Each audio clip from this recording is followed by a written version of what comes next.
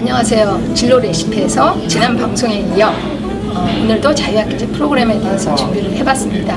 많은 부모님들이 자유학기제가 시행이 되면 우리 아이들의 학업 성취도가 저하되는 건 아닌지 많은 걱정들을 하고 계십니다. 그래서 오늘 저희 진로 레시피에서 자유학기제 프로그램 어떻게 운영을 하면 좋은지 그 솔루션을 준비를 해봤습니다.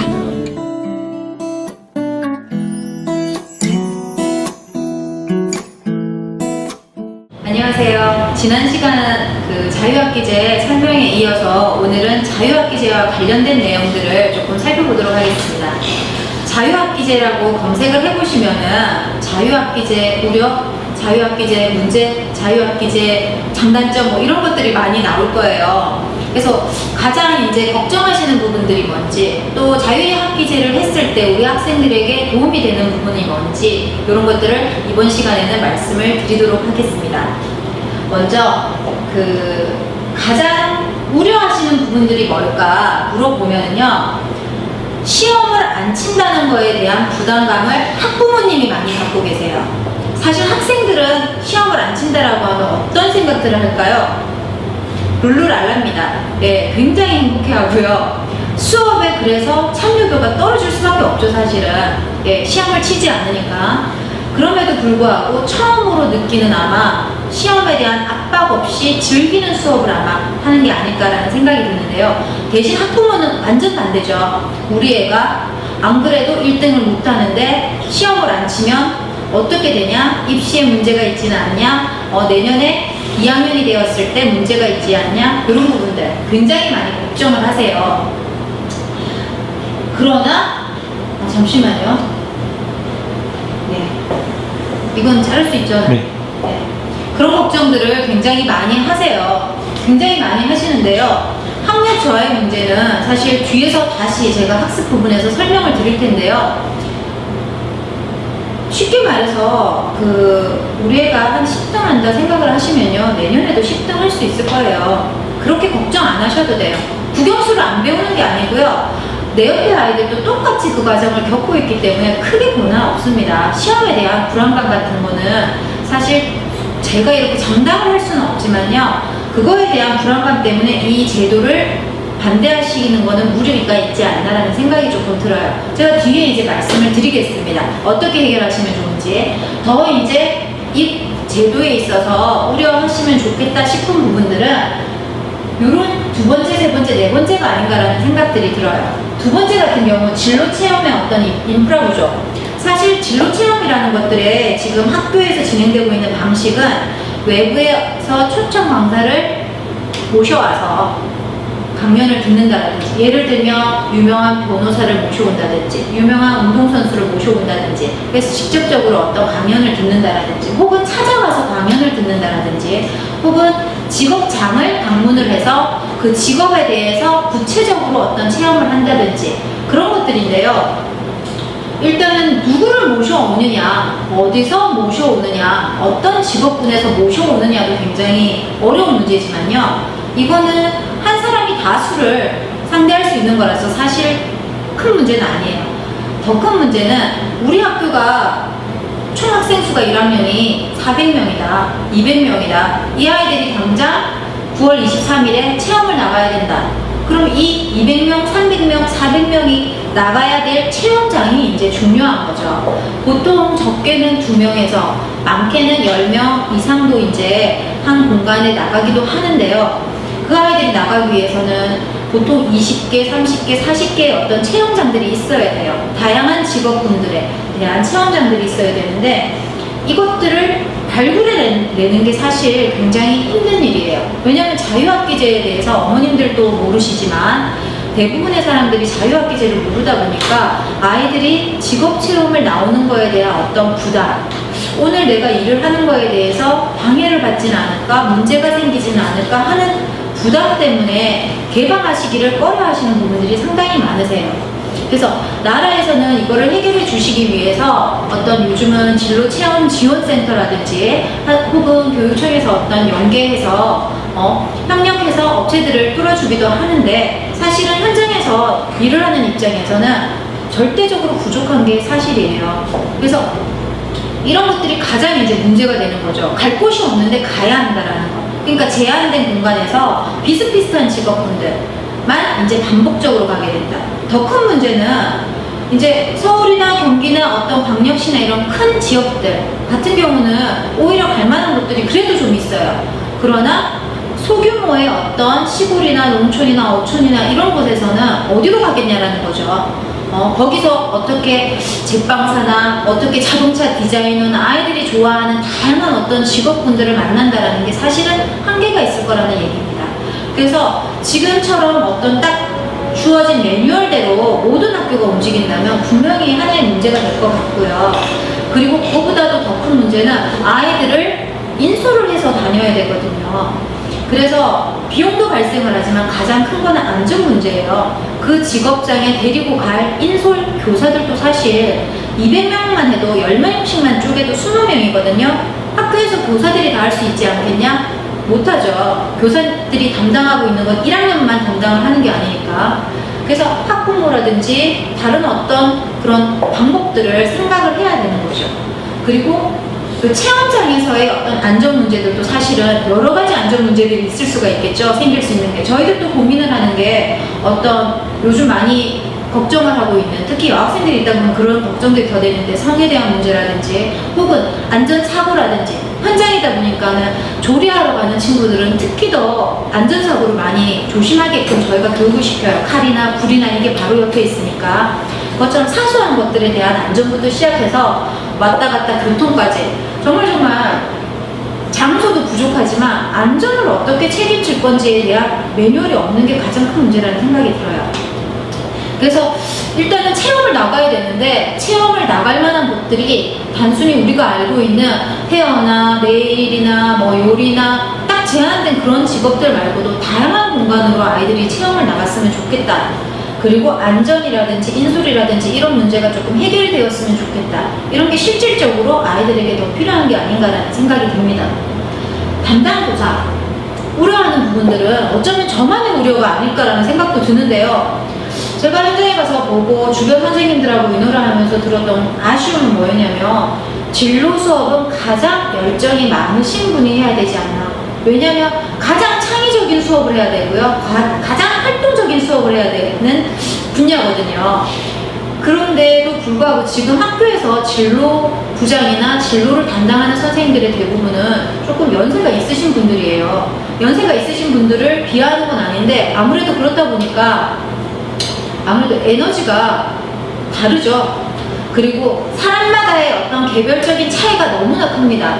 열정적인 선생님이 있는 학교에서는 굉장히 뜻깊은 수업들이 많이 진행이 되는가 하면 그렇지 않은 선생님들이 있는 학교에서는 거의 그냥 흐지부지 되거나 형식적으로 왔다 갔다 하다가 많은 경우들이 많거든요. 그래서 우리 애가 가는 학교의 진로 선생님들의 어떤 모습이나 학교의 교장, 교감 선생님들이 진로에 대해서 생각하는 인식이 어떤 건지를 알아보시는 게 엄마들이 해야 할 역할이 아닌가라는 생각이 좀 듭니다. 시행하는 학년이 우려가 될 수도 있다는 생각이 들어요. 실제로 수업을 해보면 1학년이에요. 1학년 2학기 아이들에게 진로 수업을 해보면 어떤 분위기인지 상상이 가실지 모르겠는데요. 고등학생들의 진로 수업과 중3들의 진로 수업과 완전히 분위기가 달라요. 애기들을 앉혀놓고 어려운 진로를 얘기해주는 듯한 느낌이에요. 왜냐면 이 친구들은 이제 막 초등학교를 졸업해서 굉장히 즐거운 상태에 이제 중2병에 곧 들어갈 아이들이거든요. 그런 아이들에게 진로를 고민해야 된다. 이렇게 탐색해보자 라고 해봤자 정신없이 즐겁기만 한 아이들이 많아요. 시험도 안 치잖아요. 그래서 과연 이때 아이들이 정말 확 받아들이고 자기 걸로 소화할 수 있을까라는 의문이 들기는 해요. 중3과 고등학생과는 또 다르다라는 생각이 좀 들었어요. 수업을 진행을 했을 때. 그래서 이런 여러 가지 우려되는 부분들이 사실은 있습니다. 있어서 지금 이제 학부모님들을 대상으로 하니까 어머님들이 그러면 하시면 좋을 것들, 알고 계시면 좋을 것들, 우리 자녀들을 챙겨주시면 좋을 게 뭘까 생각을 해봤습니다. 일단 학부모님들에게 있어서는 학습도 놓칠 수가 없고요. 그 다음에 진로 탐색도 사실은 놓칠 수가 없는 부분이에요. 이 부분들이 되어야지만 같은 방향을 가지고 동기를 찾아서 고등학교 진학이나 대학교 입시 준비를 할 수 있는 구조이기 때문이죠. 그래서 어머님들에게 학습에 대해서 그리고 진로에 대해서 제가 팁이 될 만한 것들을 말씀을 드리겠습니다. 아까 말씀을 드렸는데요. 학력 저하에 대한 부담을 가지시지 말라고 했어요. 제가 오랫동안 사교육업체에서 또 일을 했었기 때문에 많은 어머님들을 만났어요. 제가 만난 학생들만 아마 수천 명이 되겠죠. 수천 명의 학생과 학부모님들을 만나서 상담을 했었는데, 일단 말씀드릴 거는 학습법과 학원 선택과 필수적으로 해야 될 것들, 이런 것들에 대해서 짚어드릴게요. 공부를 못해서 공부를 잘하고 싶다고 데려오는 학생, 학부모의 가장 큰 공통점이 있어요. 동기도 없고 공부 성적도 안 좋고 막 그런데요. 가장 큰 문제는, 우리 아이가 옆집 애랑 다른 가장 큰 문제는 엄마랑 아이가 모두 착각을 하고 있어요. 넌 성적이 어느 정도니? 라고 물으면요, 어머님들도 똑같으세요. 우리 애는요, 국어가 85점이고요, 수학이 90점이고요, 막 이렇게 얘기를 해요. 학생도 마찬가지로 그런 식으로 대답을 하죠. 근데 실제로 성적표를 갖고 와라 해서 비교를 해보면 일치하지를 않아요. 그럼 너 이건 도대체 언제적 성적이냐? 내 인생에서 가장 잘 받은 성적들을 조합해서 말하는 경우가 제일 많아요. 그러고 하시는 두 번째 말씀이, 학생과 어머님이 똑같으세요. 우리 애가 머리는 좋은데, 내가 머리는 좋은데, 그런 얘기예요. 하지를 않아서. 하지를 안 하면 누구라도 성적은 안 좋아요. 그죠? 그래서 일단 본인의 실력을 정확하게 모른다. 본인의 실력을 모른다라는 건 본인이 뭘 해야 되는지 모르는 것과 똑같은 거죠. 그럼에도 불구하고 오늘도 학원을 가고 있어요. 자유학기제를 하지만 아이들은 학원을 가고 있어요. 예, 시험을 치지 않지만 가고 있어요. 어딜 가냐면 그냥 늘 다니던 학원에 다니고 있습니다. 학력 저하가 우려가 된다면 어머님들이 짚어주셔야 할 부분은, 우리 아이가 지금 어떤 상태인지 보시면 돼요. 중1인데도 수학을 못한다라고 하면은요, 제가 만났던 아이들들 이렇게 살펴보면은 여러 가지 유형이 있어요. 최상위부터 최하위까지 있겠죠. 잘하는 아이들의 경우에는 고급 난이도의 문제만 잘 푸는 아이들 많아요. 근데 기본 개념이나 풀이 과정에 대해서 모르는 경우가 굉장히 많죠. 못하는 아이들은요, 중1이면요, 초등학교 과정에 연산을 못하는 아이들 정말 많습니다. 그런데 그런 아이들에게 뭘 풀어내라, 사고해라, 문제를 분석해라, 안 되죠. 실컷 했는데 더하기, 빼기, 곱하기, 나누기가 안 되는데요. 그래서 1학년 2학기는 오히려 잘만 활용을 하신다면 2학년이나 3학년 때 혹은 고등학교 때 가서 하기 힘든 기초를 다지는데 굉장히 도움이 되는 시간이 아닐까라는 생각이 듭니다. 잘하는 아이들의 경우에는 기초를 다지는 것은 물론이고 한 학년이나 두 학년 정도 선행을 나갈 수도 있는 고급 과정으로 혼자서 해볼 수 있는 시간이 되는 거죠. 그리고 무엇보다도 좋은 거는 시험에 쫓겨서 하는 공부가 아니라 조금 여유 있게 정리하면서 풀이하면서 내가 어디가 부족한지를 찾아볼 수 있는 시간이 아닌가라는 생각이 듭니다. 좀 여유 있게 생각하시면 아이들이 공부를 2학년, 3학년, 고1 돼서 포기하지 않을 거예요. 아이들이 고등학교 때, 중학교 때 가장 열심히 해야 할 시기에 포기하는 아이들이 너무 많거든요. 지쳐서. 그래서 1학년 2학기 때 시험을 치지 않을 때 그렇게 공부를 즐길 수 있게, 기초가 부족한 아이들은 채워줄 수 있게, 잘하는 아이들은 뛰어넘을 수 있게 그렇게 도와주시면 좋겠어요. 그러기 위해서는, 공부를 잘하기 위해서 가장 중요한 건 동기와 목적이 있어야 돼요. 그 동기라는 것은 나는 무엇이 될 거야도 되지만 이번 목표를 같이 정해보는 거죠. 올해는 내가 수학의 방정식을 완벽하게 마스터하겠다. 난 방정식이 너무 어려워. 영어 문법의 어떤 파트가 난 너무 어려운데 이번에는 이 과정을 반드시 마스터하겠다. 어떤 목표를 정해주는 것도 성취 경험에 좋은 시도가 되겠죠. 그리고 공부를 못하는 아이들의, 성적이 안 나오는 아이들의 가장 큰 공통점은 공부를 안 해서입니다. 공부를 안 해서 그렇기 때문에 학습량을 늘려보시는 게 좋을 거예요. 그런데 학습량이라든지 학습 시간과 관련된 모든 얘기들은요, 자기 학습 시간이어야 해요. 학원에 가서 듣는 시간, 학교에서 듣는 시간, 과외 시간에 듣는 시간이 아니라 내가 직접 풀어보고 공부하는 시간이 필요하거든요. 그래서 이게 안 됐던 친구들은 학원을 조금 중단을 하더라도 아니면 줄이더라도 내가 공부하는 시간 시험도 안 치는데 매일 1시간이라도 2시간이라도 규칙적으로 공부하는 시간을 차츰차츰 늘려가는 것도 하나의 방법이라는 생각이 듭니다. 그렇게 공부를 해야지 내가 어떻게 공부를 하는 사람인지, 어떤 공부 방법이 모순이 있는지, 문제가 있는지 해결을 할 수가 있죠. 그냥 무턱대고 어머님들이 좋은 사이트다, 좋은 방송이다, 좋은 책이다 보시고 우리 아이에게 이렇게 해라고 주입시키시는 거는 그래서 적용이 아마 안 되실 거예요. 우리 애가 쓰는 아이인지, 머리로 굴리는 아이인지, 생각을 안 하는 아이인지, 말 그대로 단어를 모르는 아이인지가 분석이 안 되는데 공부 방법만 주시면 안 되잖아요. 그래서 1학년 2학기 때 시험도 안 치니까 어머님들이 직접 매일 옆에서 한두 시간씩 어떻게 공부를 하는지를 보신다면 아마 채워주실 방향이 구체적으로 서지 않으실까라는 생각이 듭니다. 그래서 1년을 그렇게 보내신다면 굉장히 조금 학생들이 성장할 수 있겠죠. 공부에 재미를 느낄 수 있겠죠. 그러면 도움을 받을 수 있는 학원이나 사교육, 과외 이런 것들은 우리 아이에게 맞는 부분을 정해주시면 좋겠어요. 누가 다녔는데 좋다더라. 특목고 학원 저기가 유명하다더라. 우리 옆집 애가 여기 갔는데 90점으로 올랐다더라. 그런데 보내셔도 우리 애는 안 될 수 있어요. 왜냐면 우리 애랑 안 맞으니까. 그래서 우리 아이에게 필요한 거, 아까 말씀드렸잖아요. 아이들하고 상담을 하다 보면 너 지금 어디 갔다 오는 길이었니? 라고 물으면 영어학원 갔다 와요. 그래? 오늘 뭐 배웠는데? 물으면 수동태 배웠는데요. 그래? 그럼 수동태 형태가 뭐였어? have pp. 이러면 엄마 뒤통수 딱 때려요. 너 뭐 배우고 왔어? 그건 수동태 아니잖아. 지가 뭐 배웠는지도 몰라요. 그냥 멍하니 앉아있다가 오는 거죠. 그러니까 아이에게 문법이 필요하면 문법에 맞는 교재를 같이 한번 골라보시고요. 그 아이에게 맞는 교재. 그 다음에 학원이 안 맞는 아이 같으면 과외 선생님을 모셔보세요. 대신에요. 과외 선생님을 모실 때도 대부분의 과외 선생님은 내가 하는 교재를 그냥 강요합니다. 왜냐면 그게 편하니까요. 하지만 우리 아이가 원하는 방향을 제시하세요. 교재 주시면서.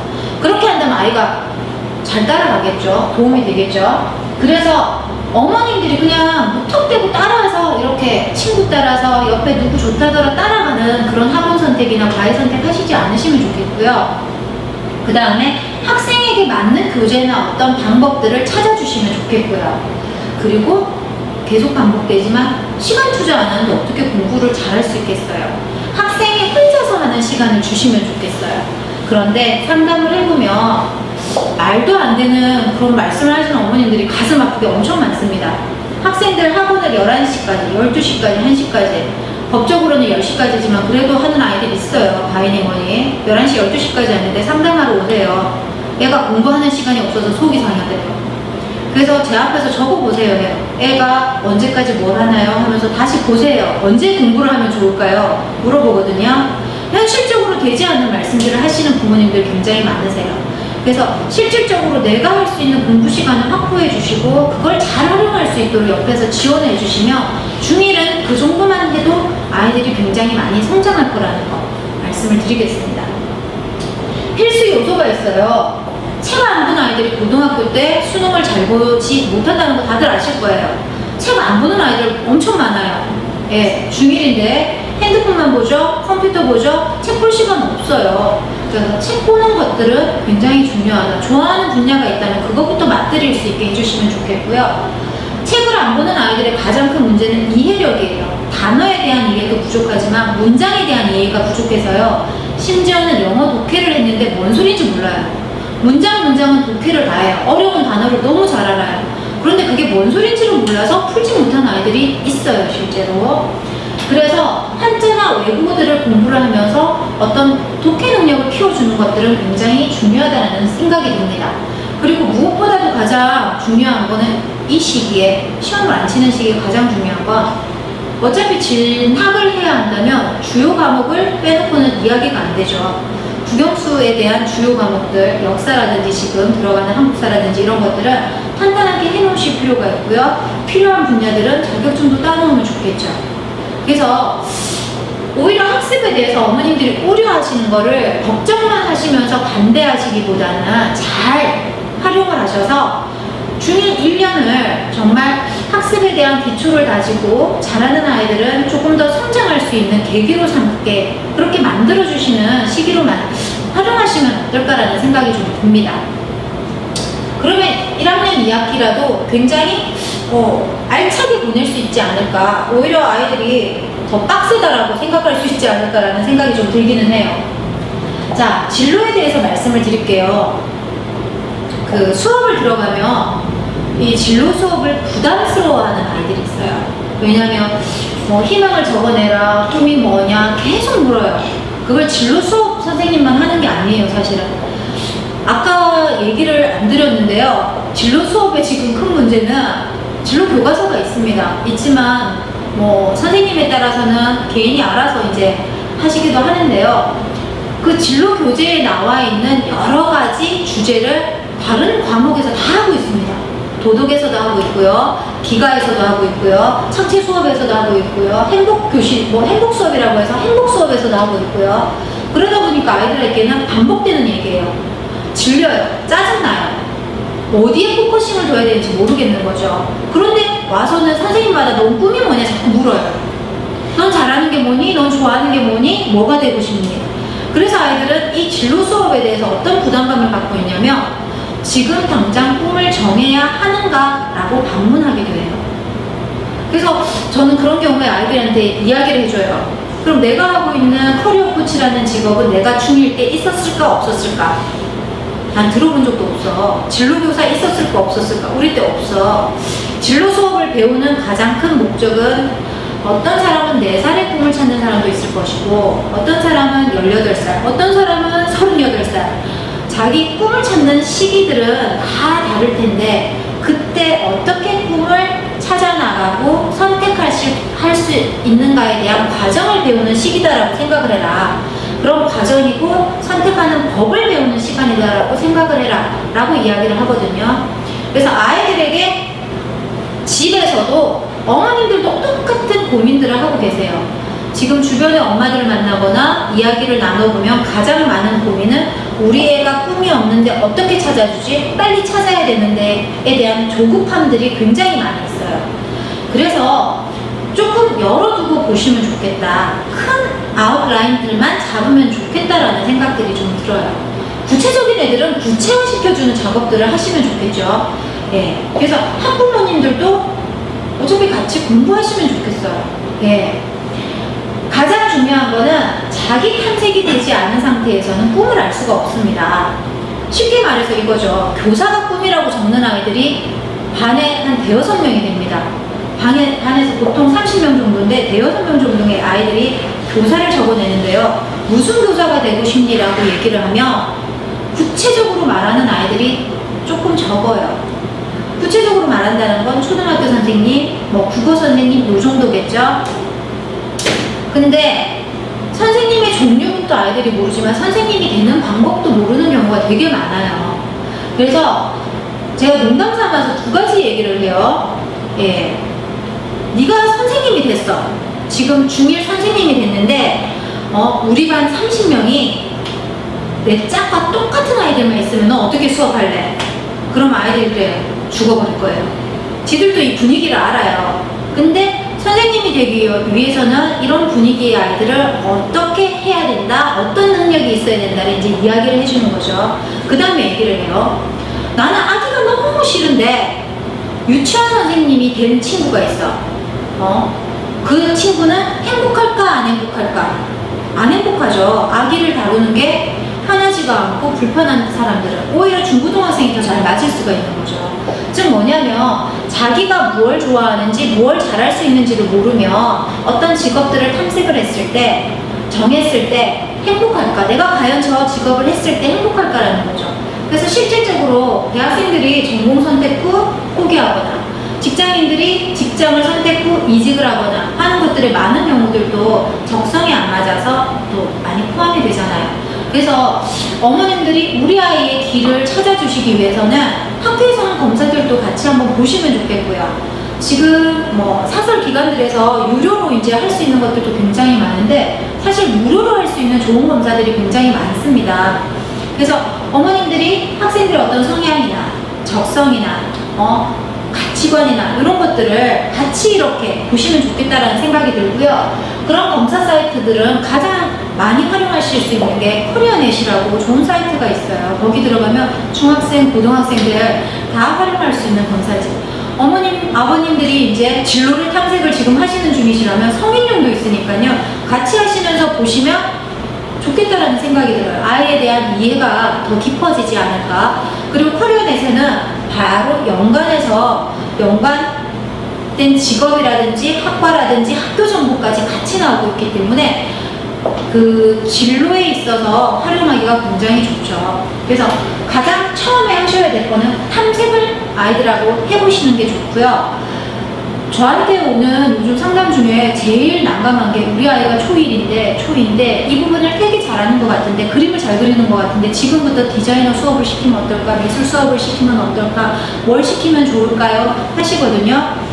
저학년들은 즐기는 시기다라고 생각을 하시는 게 좋겠다라는 생각이 저는 들어요. 그래서 중1쯤 되면 아무래도 고등학교 입학부터 대학교 입학을 생각을 하지 않을 수가 없으니까요. 구체화시키는 과정이기 때문에 조금 필요한 경우에는 해당 분야들을 경험하게 하는 것도 좋겠다라는 생각이 들어요. 중3 때 실용음악 가서 하는 것보다 중1 때 하면 좋겠죠. 예.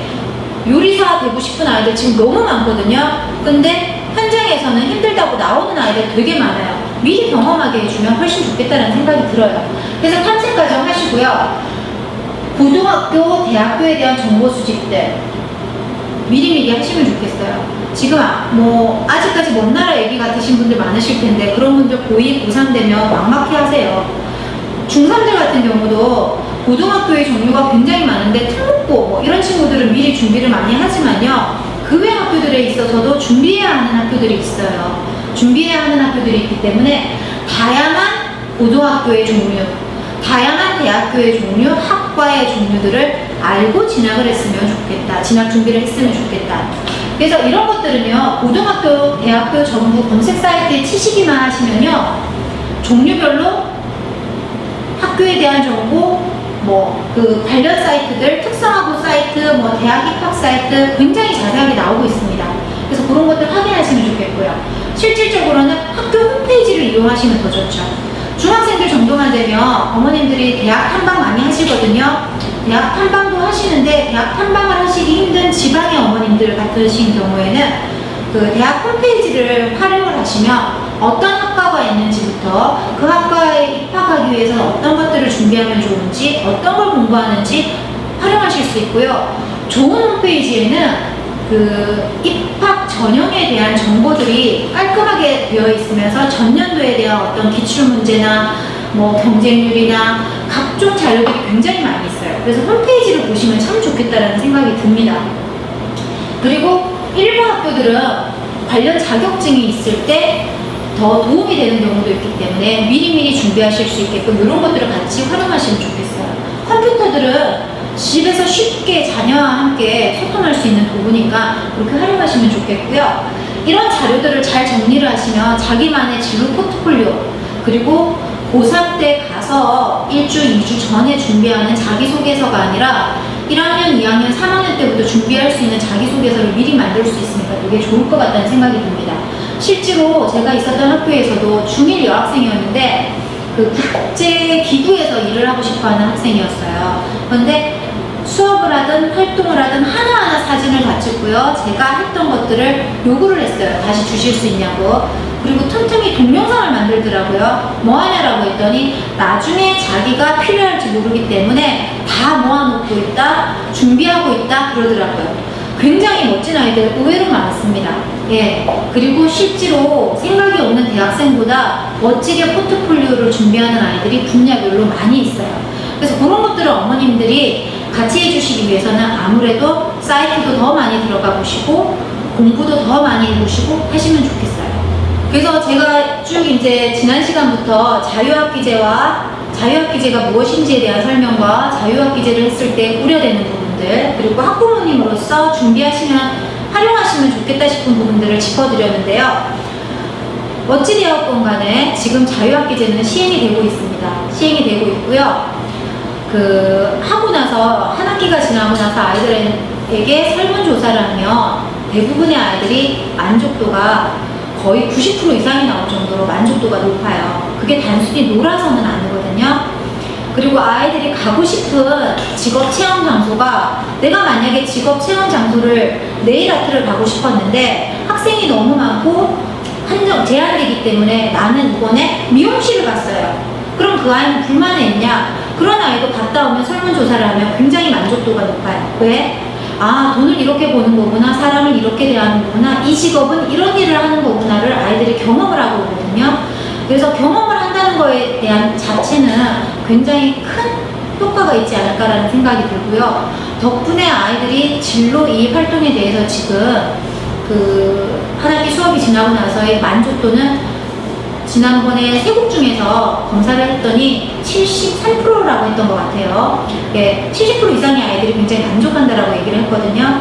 그래서 일단 어차피 시행을 합니다. 그러면 어머님들이 그냥 내가 모르기 때문에 일단 걱정이 된다는 이유로 반대를 하거나 그냥 걱정만 하고 계시거나 하기보다는 좀 더 잘 되게 도와주시면 좋겠어요. 일단 첫 번째로 아이들이 굉장히 재미있게 수업을 합니다. 그렇게 수업하기 힘들잖아요. 즐기면서 수업을 하거든요. 대신 그 즐기는 수업을 본인 것이 될 수 있도록 북돋아 주시면 좋겠고요. 그리고 두 번째는 그 즐기는 수업을 제대로 활용할 수 있게끔, 만약에 학교에서 공문들이 올 거예요. 어머님 혹시 직업이 좋다, 아버님 직업이 참 특이한데 와달라라고 하면 좀 가주세요. 가주시고요. 그냥 체험장으로 이렇게 오픈도 좀 해주시고요. 그래서 함께 하실 수 있으면 좋겠다라는 생각이 듭니다. 그럼 우리 아이들이 굉장히 더 풍부하게 할 수 있겠다는 생각이 들고요. 그리고 세 번째는 시험을 안 쳐요. 시험을 안 치니까 오히려 아이들이 학습에 대해서 제대로 본인의 어떤 기초를 쌓거나 필요한 부분들을 조금 더 성장할 수 있게끔 할 수 있는 시간들이 되니까 어머님들이 걱정만 하시기보다 좀 더 활용할 수 있는 방법을 찾아서 좀 잘 제대로만 활용하시면 좋겠다라는 생각이 듭니다. 그래서 제가 준비했던 자유학기제의 내용 조금 부족한 부분도 아마 있을 거고요. 교육부에서 말하는 부분과 조금 다른 부분도 있지 않을까라는 생각이 드는데, 제가 그냥 현장에서 아이들을 보면서 지도하면서 준비하면서 느꼈던 것들, 그리고 제가 공부했던 것들을 나눈다라고 생각을 하고 준비를 했으니까 어머님들이 듣고 생각하신 부분들은 잘 활용하시면 좋겠습니다. 그래서 오늘은 이만 마무리하도록 하겠습니다. 감사합니다.